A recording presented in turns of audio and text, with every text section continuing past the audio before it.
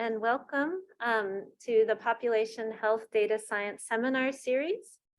This is hosted jointly by the University of Washington eScience Institute, together with the UW Population Health Initiative. And this series is really about bringing together thought-leading researchers and speakers from across campus who are exploring diverse applications of data science tools and techniques across various different population health topical spaces and challenge areas. Before we begin the presentation, I'd like to acknowledge the Coast Salish peoples of this land, the land which touches the shared waters of all tribes and bands within the Suquamish, Tulalip, and Muckleshoot nations.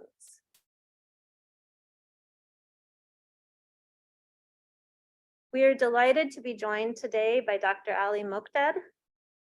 Ali is a professor of health metrics sciences at the Institute of Health Metrics and Evaluation, and also the Chief Strategy Officer for the Population Health here at UW. Prior to being at IHME, Dr. Mokdad worked at the US Centers for Disease Control and Prevention. He has published really groundbreaking research on local level disease trends and leading risk factors for poor health, and he'll touch on some of that work today. We'll move forward with the presentation, but I just want to remind folks that we have an in-person audience. We also have an online audience. We'll have time for questions following the presentation. If you're online, please use the Q&A functionality in the webinar to bring up your questions. Those will be repeated for the in-person audience so that we can get those questions. In-person audience, your questions should be picked up by the mics in the room. Oh, do we need to, let's double check actually that that's true. Okay, now that is indeed true. So without further ado, welcome. Thank you, Ali. And he's going to be talking about the burden of disease in the US. Thank you. Thank you for the introduction. And it's a pleasure to be with you. It's not January 11th. It's a pleasure to be here. And I was told that I need to talk about how we put data together. So rather than telling you how exactly we do it, I'm going to show you the results of it. And I'll talk how we do it as I go through the presentation. So when I talk, in order to make a point, I'm going to talk about life expectancy. And I'm going to pick US versus Norway. Nothing against the US, Norway, but we have one of our faculty who is from Norway, is with us right now, and he has done a lot of subnational work in Norway for us at IHM. So I have two subnational that I can. When I talk about the US burden of disease, then jump into US health disparities and brief summary and comment. So if you look at life expectancy, all what I'm showing today are available on our website. IHME, on our web, you'll find a lot of products that use a lot of data in order to produce it. And we have several projects that I'm not presenting on, but we do, for example, health access and quality of care. We monitor all the sustainable development goals. We monitor all the money where it's going and who's paying for it. And we monitor in the United States also the cost of what are we spending money on and how is the cost changing in the US and what are the drivers that change in the US. So if you look at life expectancy globally, the highest life expectancy would be for this is both sexes, but it will be for a woman in Japan. And if you take the life expectancy for a woman in Japan, and whatever we do at IHME, we say if a woman in Japan can live up to 87, 88 years, everybody in the world should be able to do so. That's very simple. And you look at life expectancy, there are places in the world, Central African Republic, where you have life expectancies around 50 years. So here you have in the world a life expectancy, somebody born 2019, their expected life expectancy would be 52 years, somebody would be 87 years. Now, let's look at the US and Norway. So Norway is in green, Washington State, where we are, is in yellow, orange, yellow, and the US is in red. So looking at life expectancy in 1990, how Norway has always been ahead of us, not ahead of Washington State, but as a country ahead of the United States. And then that difference is increasing and not decreasing this time. That's what you notice here. Slow of life expectancy in Norway in the later years, but in the United States, a decline started to go up and a decline again. If you look at what we call health access and quality index, which we take 32 conditions that we feel if you have good access to a medical system and you have a good medical system, nobody should die from it. Vaccine preventable diseases, appendix, for example, nobody should die from an appendix if they can get to a hospital and there is a good surgeon to do the surgery. So if you look at life expectancy, the story is slightly different. Washington State were doing much better than them early on. They kept improving, they closed the gap, they passed us, and they're doing much better. And that difference is widening this time as well. They're doing much better. Then if you look at life expectancy in 2019, remember, 19, this is way before COVID-19 and way before the impact of COVID-19 on the US, other countries as well. So if you look at life expectancy, this is for both sexes, will be Singapore the highest, and all the way to Central African Republic, as I showed you, we in the United States rank at 43. So you have many countries that Panama, Costa Rica, Chile, Colombia, Peru are doing way much better than us when it comes to a life expectancy here in the United States. Washington State will be around 34 after Puerto Rico. We look at life expectancy, what I showed you, but we have another metric that we call it healthy life expectancy. So we take the life expectancy and we take disability out of it. So at IHME, we have 3 indicators that everybody who works on health will give you prevalence, incidence, mortality rate. At IHME, we take what we call, something we call years of life loss. Women in Japan living up to 88, somebody in Seattle dying at 60, that 28 years of life loss. We can attribute these years of life loss to a condition. And we have something called years lived with disability, YLDs. Somebody in Seattle at age 60 getting diabetes, depending on how severe diabetes, and we have these surveys that we capture severity of the disease, and we have also surveys that capture how people feel about it in terms of disability. So that person at 60 lived 10 years with diabetes, or 15 years until death or remission, depending on the condition. Depending on how severe, we assign disability to it. And we have something called years lived with disabilities. And when we put these two together, it tells you what's killing us and how early, and what's ailing us, which is very important. Disability is very important because many of the conditions that cause disability do not cause mortality. Mental health, for example. Knee surgery, back pain, neck pain. They don't kill, but they cost a lot of money and they cause a lot of disability and productivity. So if you look at healthy life expectancy, story is similar. There's a decline towards the later years everywhere, but more pronounced in the United States compared to Norway. And when you dissect it, so based on our data, we know what's really improving in countries and what's really not improving. So here, the first red line tells you where the US is in life expectancy, where Norway is, and you can see the advantage for Norway. They do better on cardiovascular disease.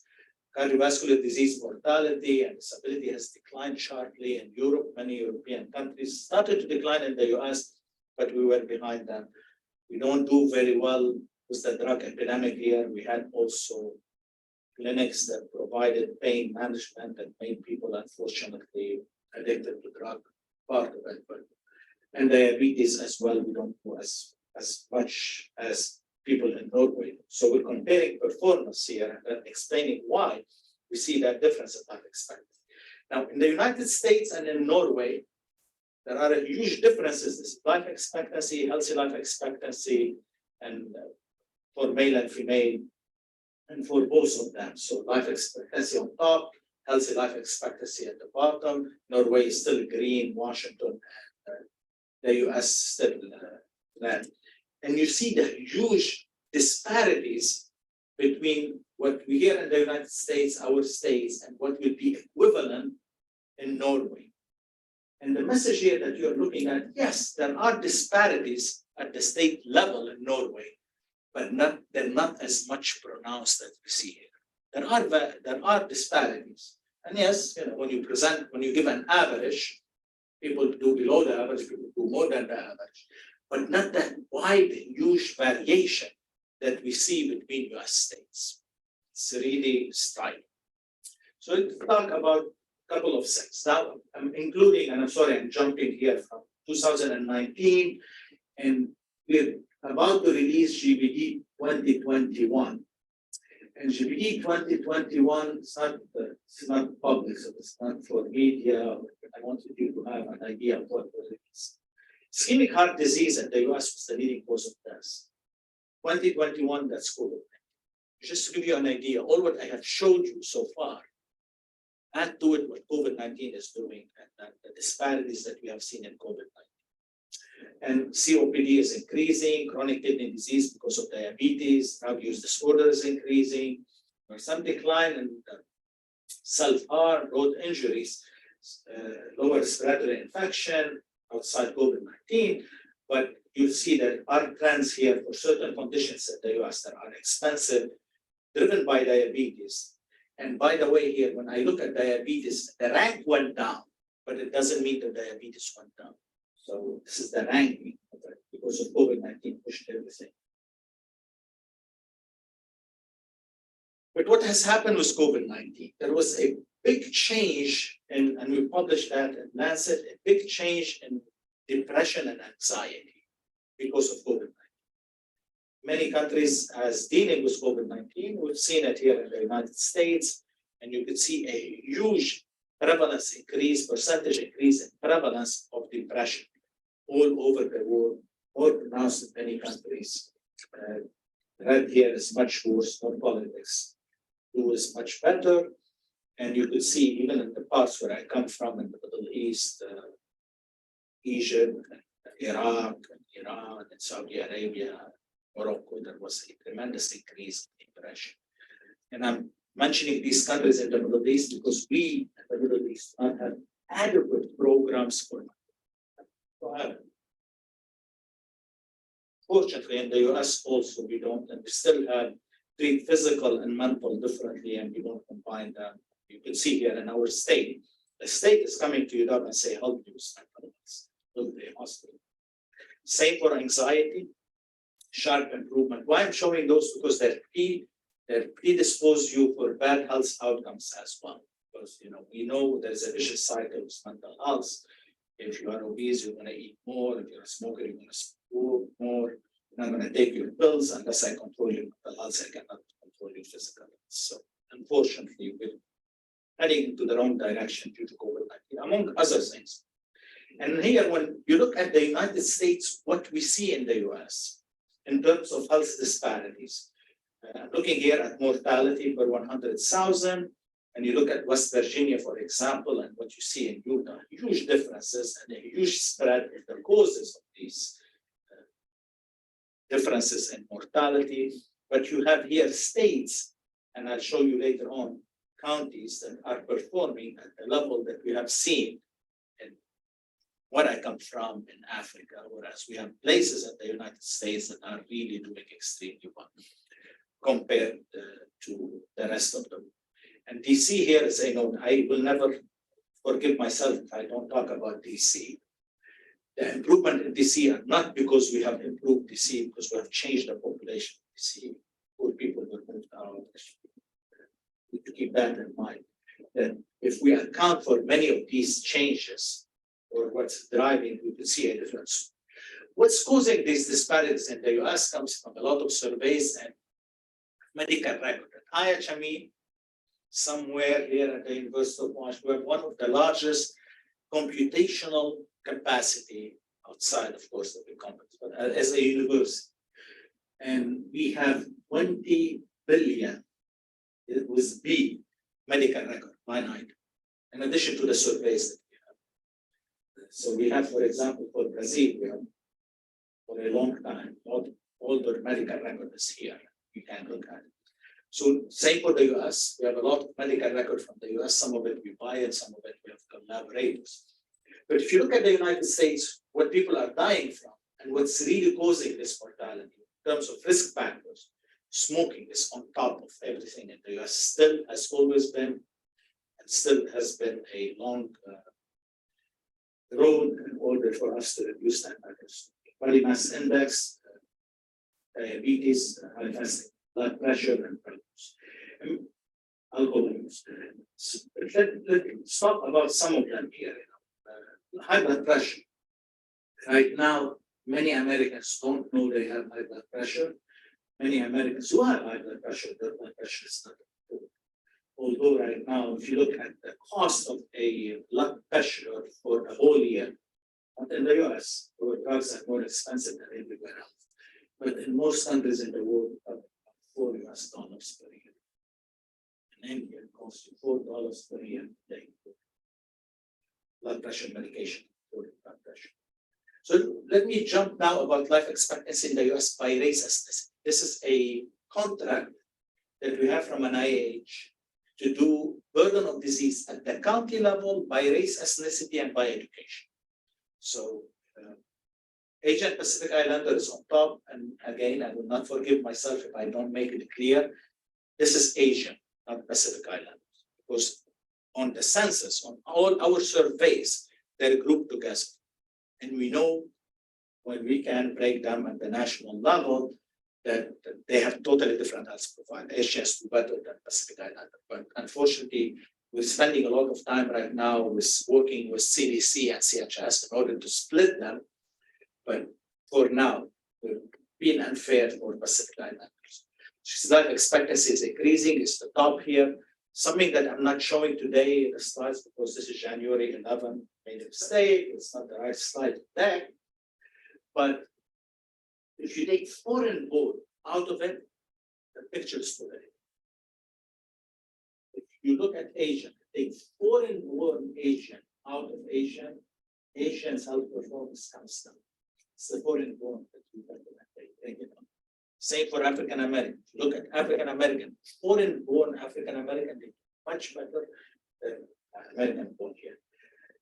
Second one is Latino, and what I want to draw your attention is in the last year, there was a lot of progress all the way to 2010, 2011 for the majority of them, especially for African American, which is the second line from the bottom. But that has slowed, went down, and then we're trying to go up, but not to the level. Again, pre-COVID-19, average and white are in the middle. But the sad story here, and I know I've been taped, I just signed that this could be posted. But what's striking here, and I will say it, the criminal thing that you look at here is what's happening to Native American Alaskan Indians. Life expectancy has not improved from 2000. In a gap of 20 years, nothing. And that's not acceptable in a country, criminal, in a country where with all the might and the resource. And let me, and in the US, and you can see I'm passionate and I could go anywhere, I need to stay focused. In the US, we spend almost half of what the world is spent on. 8 trillion, we spend 3.6. So keep that in mind. Spend a lot of money on us. We have people here. Now look at life expectancy. This is by race. When you see a gray, no color, because we don't have enough. In the case of the middle bottom, American Indian, Alaskan natives, because we don't have enough people in these counties in order to produce enough. So that's very important. So if you look at that, again, people here in this country that live up to 95 years, way more than a Japanese woman that I talked about. And we have people here at 58,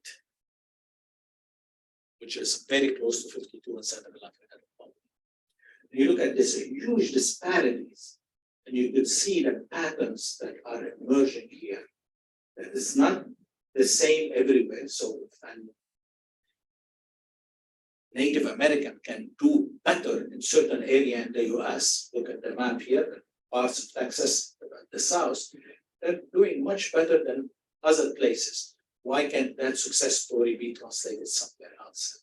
Same for Hispanics, same for African American, and everyone else. And when you look, the beauty of what I'm showing you here, if you look at the total, you can tell where a county with a majority or a reservation is into the quotas. You can see it, it's spot. And you can see where the problems are. I mean, the one that when we started doing this, that drove us nuts and caused a lot of alarms for our data quality. Union County, Florida. We couldn't understand why would Union County has that low life expectancy. After investigation, there's a federal prison there. That's again tells you what's happening in the United States.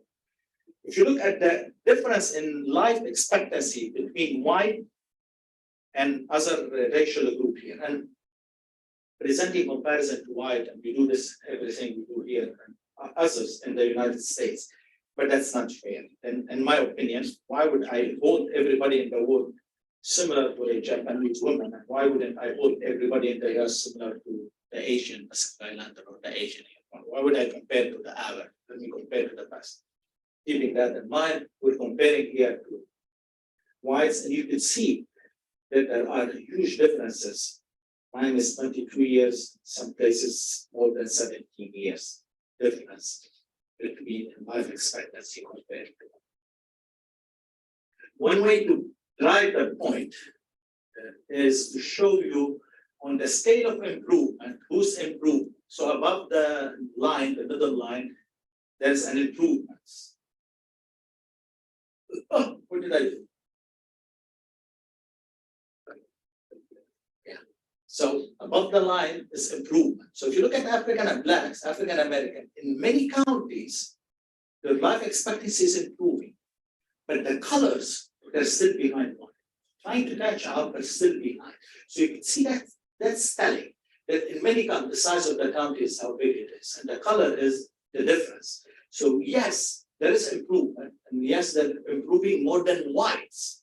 The rate of improvement is higher than the rate of improvement in white. We're comparing the same county when both of them, we have numbers for them, African Americans. But still they're lacking behind. Asian, Latino, up and down, places they're still behind. But the story for the sad criminal story here is even in certain places that Native Americans are seeing some improvement, it's still far below everybody else, but the majority of them are not seeing any. Now we came here and you look, when I came to UW, David Fleming was running King County Health. He's a colleague from CDC. I knew him from CDC, and at one point of time, he was my boss. He was acting CDC director. So David told me, Ali, you're hurting me.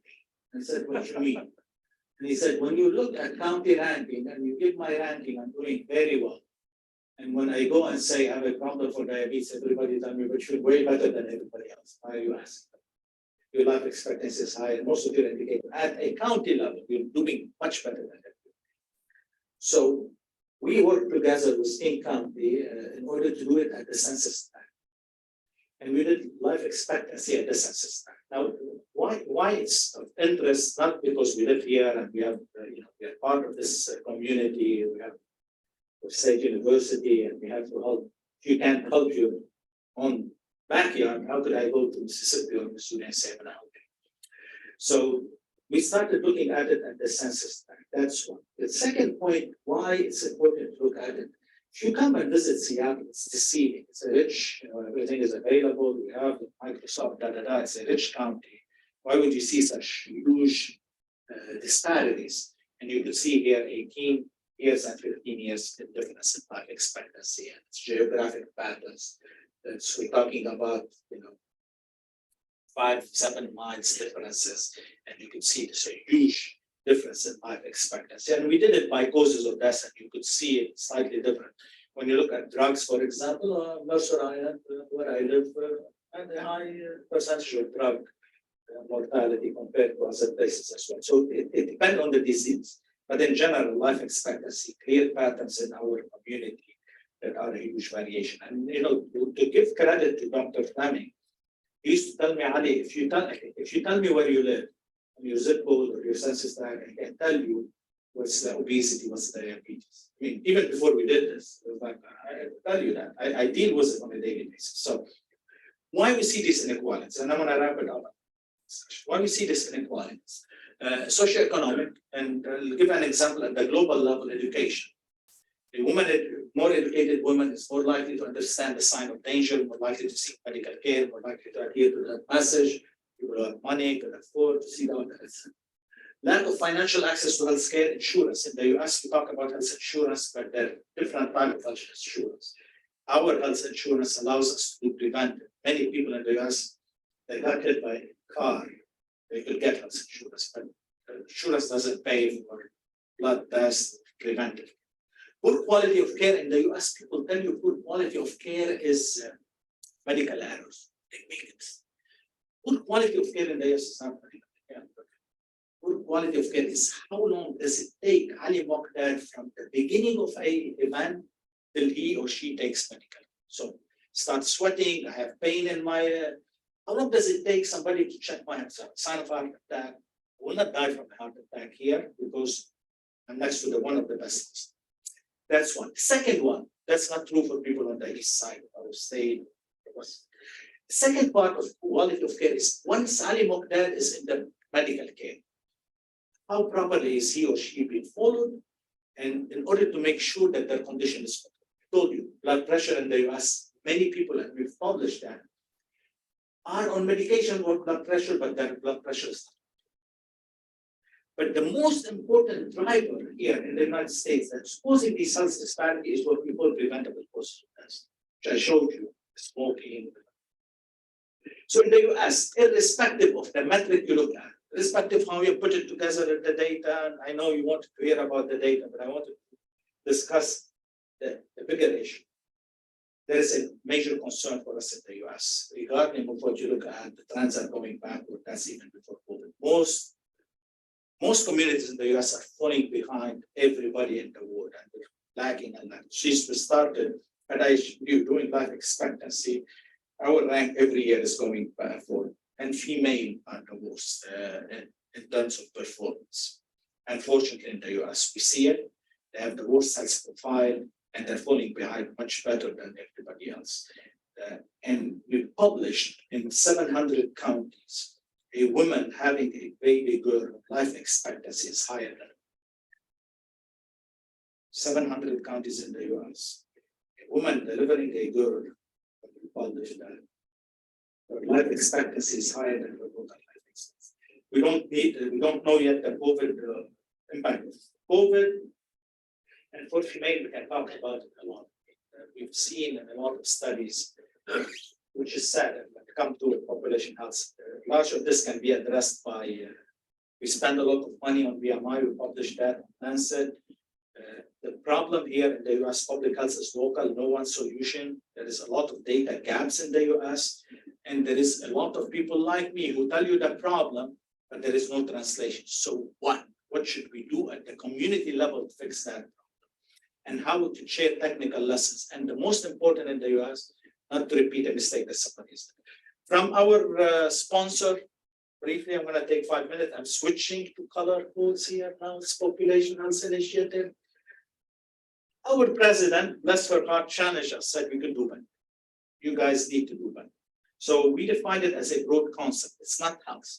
It's environment, it's socioeconomic factor, and of course it's health. But there are a lot of things that go. There's no magic bullet or magic solution here. We have to come a holistic approach in order to. We defined the population health, and then we came together in order to make sure we created a vision and approach and share the slides with you. We have a board. But what did we do? The first thing we did at the university, we are a good university like everybody else, and all our donors, NIH give you money for diabetes, for specific thing, and the DNA, that. So nobody works together. We had to make sure that we can encourage working together. And we had to make sure that people see our faculty. Faculty, it's very hard to need faculty to do certain things, including myself. You're good in what you do. And you're not willing to get outside your comfort zone. But you have to realize that I'm much more powerful if I can work with somebody in engineering, somebody in business, or somebody. So we did this convening, and in order to make sure we paid money for joint strategic bridge hiring, which is joint hiring. We did a lot of educational program. We did the humanitarian response certificate. We funded a lot of projects, but one of this reached to academic in order to work with them. Got a vote of confidence for this nice building from the Bill and Melinda Gates Foundation. But the most important part is we came and said, we're going to give you grand challenges for faculty on one condition. You work together, one. And you show me this is innovative and it has a way to get money after I gave you money. So we had 100 to 50,000 US dollars for you to work together in an innovative idea.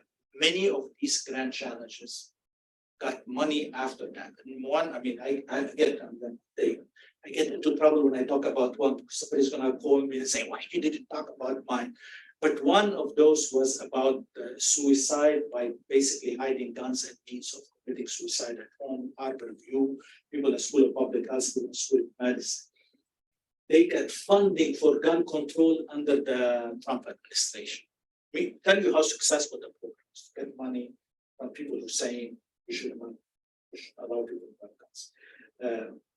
With COVID-19, this is where we came together. So when COVID-19 came, everybody who were talking about and saying, well, we need population health, realized, oh my God, you guys were right, this is it.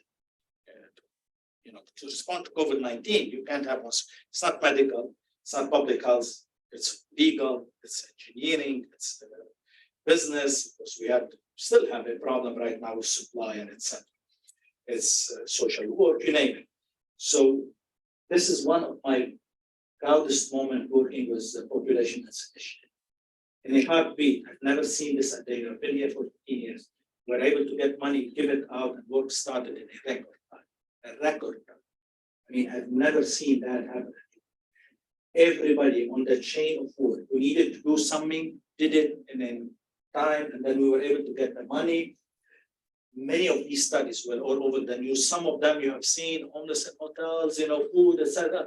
These were studies done here that informed vaccination for pregnant women, that informed not only our state, that informed everybody in the country, working with a lot of people in the community. Many of them got a lot of funding after we did that from us. So that's for me a success story. We did it so fast, we informed, we helped with the so what, and many of our grants that we funded during COVID-19 got a lot of money after that to continue. So I didn't talk about data, how we put it together, but I told you why we put it together and what we see. Thank you.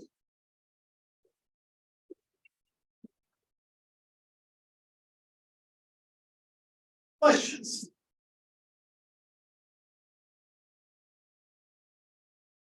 Yes.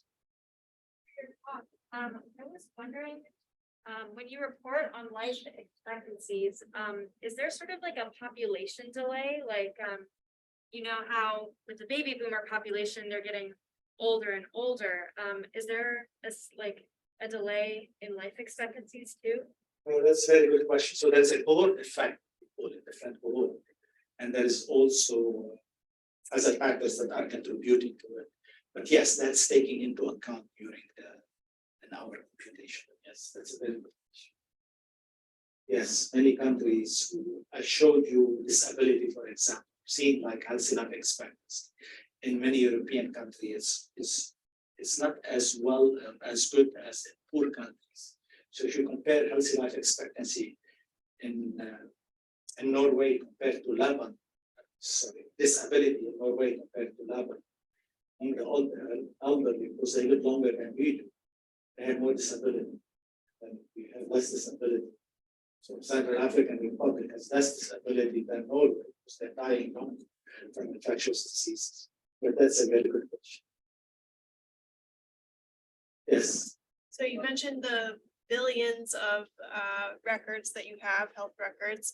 I'm curious just what you see as like the exciting frontier of data sources to get better estimates of health at subnational levels and the things you're interested in? What's kind of exciting?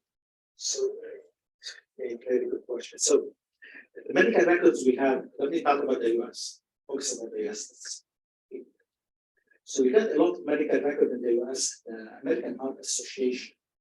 That's their data and they gave. In the United States, unfortunately, a sad lack of data. It went so fast. One of our major risk factors is diet. And we don't have diet at the state level. So at the county level, forget it. So we use like proxy for it. But surveys that used to do and Hayes and all the stuff, they don't do. Very little blood tests, routines, as eating. So we use medical record to fill in that because we can triangulate the data. So what are we seeing? So that's very important in the US because many of the indicators, many of the risk factors that we would like at the local level, so we can take it. We can take at the national level what we see, the relationship by race, by age, by sex, and we can force it, take the medical record, do that crosswalk and force it in the. What are we seeing, which is your question? During COVID-19, what struck us from American Heart Association is a rapid decline in medical care. And then we noticed, rightfully so, we were afraid to go to CDC. There were publications from WR showing a delay in vaccination. And there was even the New York Times, where are the heart attacks? Of course, many people died, but we've seen a decline in visits, preventive care. And then we've seen it go up, but it never went up to the levels of 2019. And now the biggest work that we are doing was before, was it an overuse? And now we're not using it as only. No, there's still a decline in healthcare preventive seeking. That's a signal that we're working on, right? Yeah, we've seen it in vaccination, it went up, but not to the same level because of the fear of vaccines. But I'm talking about screening, coming to the doctor for blood pressure diabetes. Very interesting. The medical record tells you something. We have the faculty working with us, AB Flaxman, who also work with emergency room to get a signal of COVID-19. We tried to look at these indicators. Yeah, I had a question about you were assigning various mortalities to causes, like for instance, high blood pressure. You had a slide up there. I was wondering how you do that, especially like with something with high blood pressure where the guidelines are changing all the time. So presumably there's some sort of model, but how are you, because high blood pressure causes certain diseases, and how you distinguish the diseases that are caused by high blood pressure versus those that are. So on our, very good question, on our web page, if you go under GBD compare, and you get the risk factor for blood pressure, it shows you the diseases, the color codes that I have is by disease. And when you click on it, I can't on this because I'm not on the web page. It shows you, oh, there is a better way of doing it. Shows you what they contribute, what are the diseases that blood pressure is contributing. So that's how we do it. It's from epi study follow-up, that you have a relative risk factor attributable fraction and that. The only limitation that we have here from our early GBD, now it's getting better. Asking one of the most difficult questions that we do is how can I make sure when I say it's blood pressure and then who BMI don't have it. Right, that's what, because that's like cardiovascular disease can have multiple. Yeah. So what we're doing right now is for certain conditions where we have data for. And once we do it in one country, we can do it for other countries. We're doing 4 tests, BMI, diabetes, blood pressure, and cholesterol. And we can do a joint one and then distribute it for each one. The only limitation for what I'm showing you here, in GBD for mortality, as a person, I only can die once. So the total number of deaths adds up to the global deaths. Can be more, has to be as. For these, it would be more than that. The combination of all those factors, it will add up to be more. However, what we do on our web page under GBD compare, there's a circle, but it tells you how much behavioral, how much environment, how much as. So we cap it. And we are able to tell you blood pressure, diabetes, but in totality, we get it right. I hope I answered it. Yes. And then people, I'm sorry, I'm being biased here for people that I see. All right, so I promise that I will stay and it's after you. So Have you looked at population level interventions in the country level data to see the impact that those have had over life expectancy over a period of time? yes, again, good question. So we have a group, I didn't present on it. We have, I was told to stick to half an hour and you could see I can talk. We have a team here by the colleague from Norway, Stein and me, that does what we call future health scenarios. So we do projections. And the idea is not to come back to the diabetes example in Seattle. It's not to tell Seattle in 2040 what diabetes will be. It's to provide alternative scenario. If you reduce obesity by 5%, what will happen? In order for us to do these modeling, so we have to create that. So we have a group of us, and we created something called evidence score for a pair like risk pose. We created an evidence score, and we can say if you counterfactual analysis, I know some seems you're statistically savvy, you do counterfactual analysis. If you take that out, what will happen? And yes, we have to summarize. So, and IHME, we have, and the Population Health Initiative, we have a big vision for the University of Washington to do it. I can tell you the burden right now. And I can tell you that burden in 2040, doing all the projections. We have a model. There is a third bucket at that. I can tell you if you do something, if you spend increased vaccination coverage by 10%, what will happen to your burden in the future? How much you will save money, because I know the cost, and how much you will save disability and years of life. I will tell you that. The middle bucket is our weakness, which you are asking. There is no person, the Cochrane, the people who do review, that does consistently review of the evidence, what worked, what didn't work, updated on a regular basis, not at the general, but taking into account your deck of cards that you don't.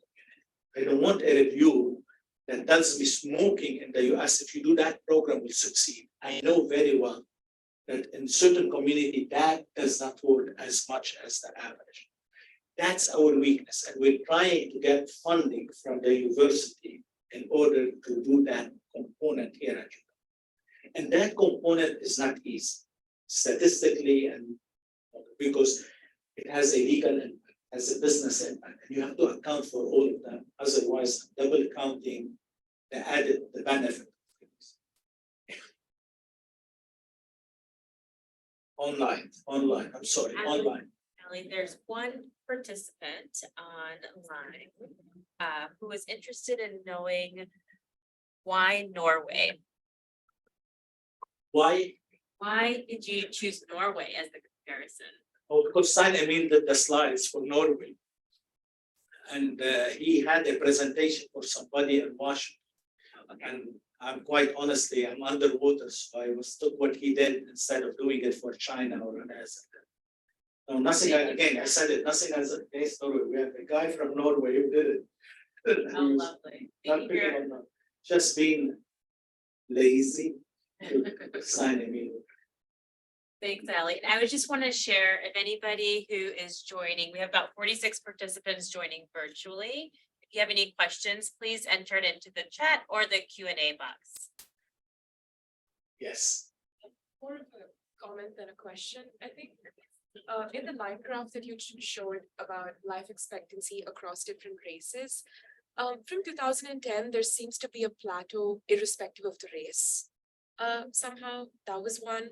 And another about Native Americans. We see some kind of disparity across the states, especially in Texas. I'm wondering if that's simply because the sample size is way smaller in states like Texas for Native Americans. It's not a sample size. So IHME, let me address the sample size issue. IHME, we had early on when I first came here, I was the first school professor to be hired at IHME. And we had a big debate, should we release a number when the sample size is small, or when we don't have information? So countries do.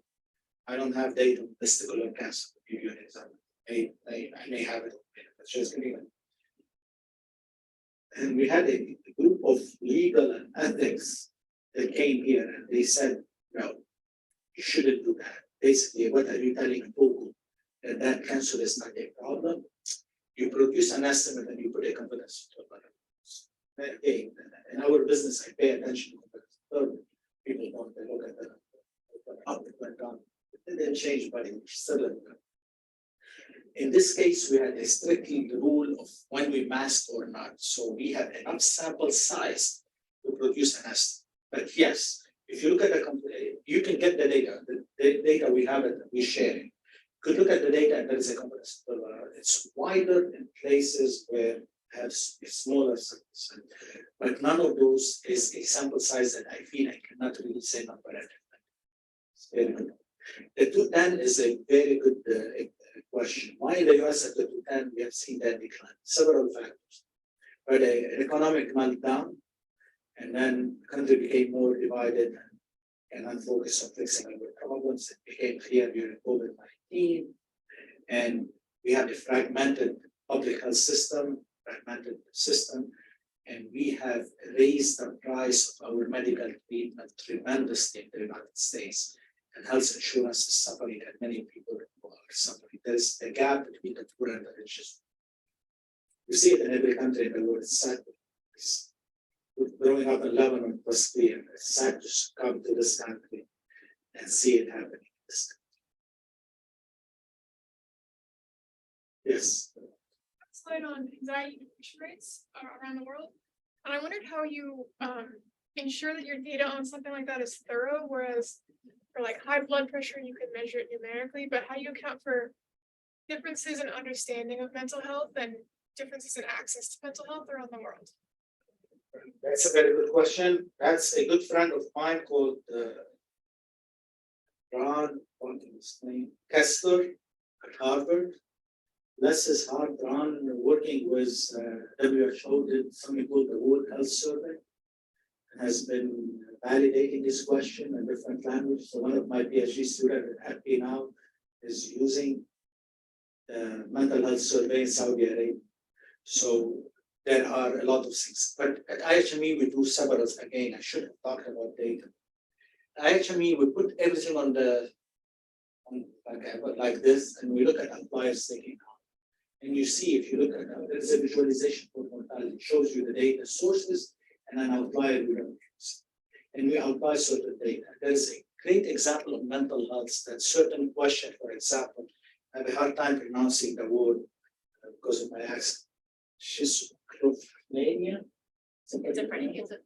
Yes, that one. What she said. We have a lot of about this question that when it's asked in many places, I use it in my survey classes.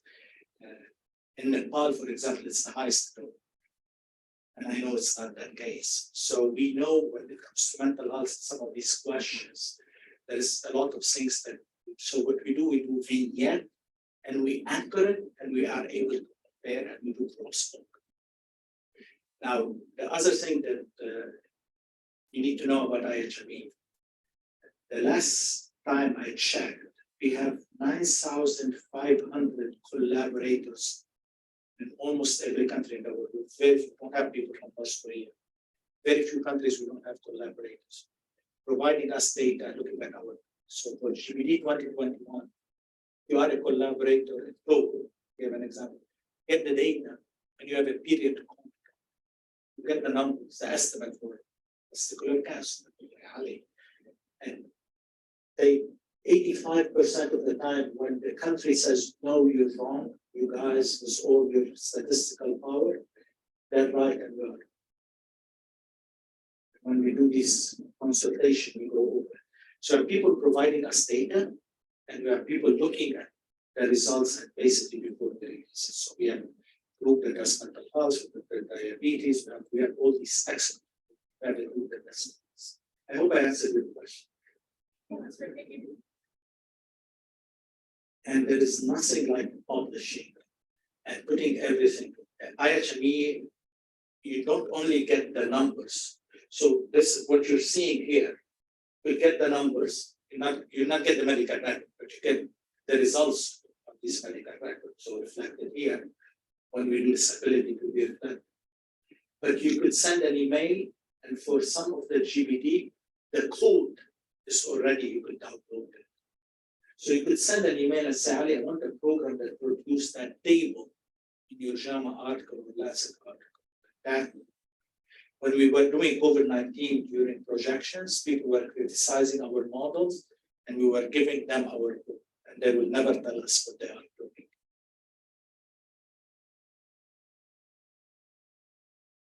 Painful. Telling people, I mean, I started my career at CDC as a data analyst doing SAS program. Tell me, Ali, document your program because I want to give it to somebody else. That's painful. I can program, but I cannot tell you, no, this doing this doing that.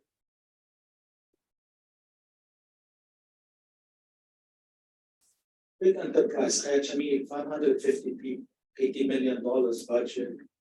The public good that part of GBD, not this grant from NIH, it's about 30 million a year. About 150 to 100 working on the global burden of disease. And then one point in time when we are ready to wrap up or publish, everybody at IHME will roll their sleeve and our GBD. There was very few exceptions. So it's not, we have the talents, but also we have to admit we have the resources. We have no excuse to do that job, no excuse.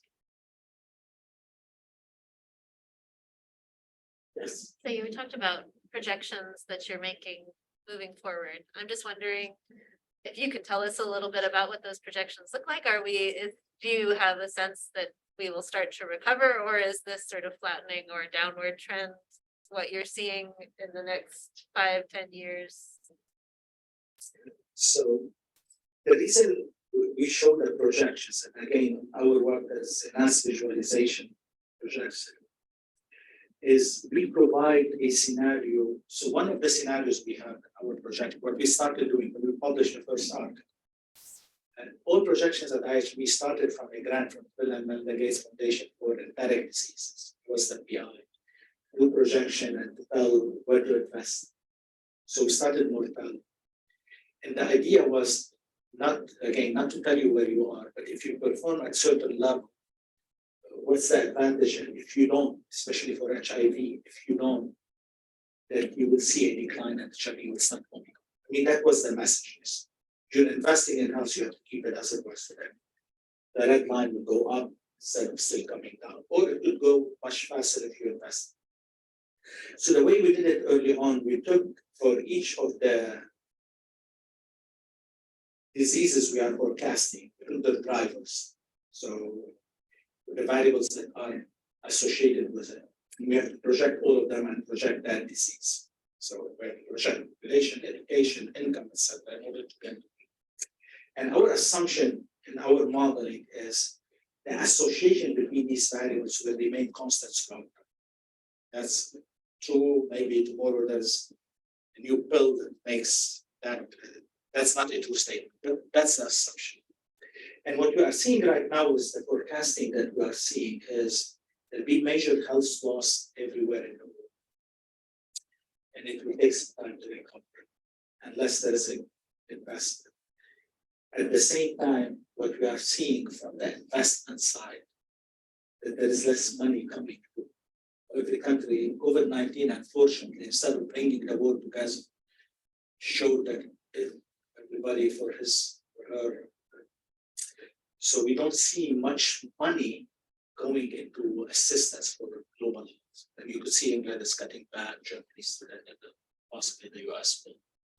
So that will cost a lot. And then we'll see a decline in health that will take some time to recover. That's one. The second one that we are seeing right now is environment and climate change. The story here is scary. Even if tomorrow we decide as a humanity do everything by the book to prevent global warming or climate change, instead of going like this, temperature is gonna go like this for 30 to 50 years. That estimate 30 to 50 years before it starts coming. There's a huge pressure automatically on where you can grow, what you can grow. There is a huge pressure automatically on migration, people moving from one place to another. And that GPT cannot capture right now perfectly because we don't have the data on food production and we don't have the good data on mobility and migration. We have limited, people look at census, like me, Ali, foreign born. When I fill the census, I'm a citizen. I say I was born somewhere else. So you could count and say how many people have moved to the US. From where they moved. So what we did, I was in Davos to announce a partnership with Microsoft Artificial Intelligence, AI, and this planet. I don't know if you know the planet. Satellite planet is this, smart people made this small satellite, put hundreds of them. Yeah. William Marshall, CEO. So he was there. And the idea is for planet and artificial intelligence is to look at crops and they assuring us that they can tell if you're planting orange or apples and they can tell the crops. They can, and it gives us a signal going up, going down. They also can tell us mobility because they can count settlement popping up here. This neighborhood, we don't see cars around. And the biggest example of what we are seeing right now, I mean, I'm optimistic by nature. We have to overcome it. Look at Iran, where the faculty we have. Iran had 50,000 the revolution, 50,000 like a clinical outpost, between hospital and primary health care. At 10,000. Not because 40 of these 40,000. Nobody lives there. They moved out because there's no wood. You see what has happened in Pakistan. The war in Ukraine, the production. Unfortunately, our projections are not that great. It's how to frame it. That my golden that It's very little. Any more questions? Sorry about that. Not what I planned to end up with. That wasn't an uplifting last question, I guess. I'm sorry for that. Any other questions? Right, please join me in thanking Ali.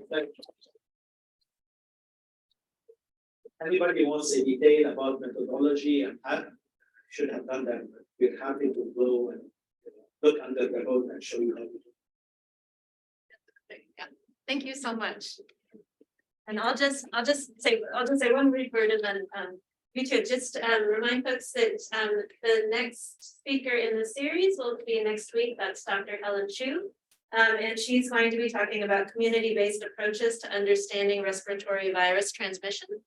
And that will be sort of same time, same place, whether you're in this room or on Zoom. So we look forward to seeing you next week and thank you for joining.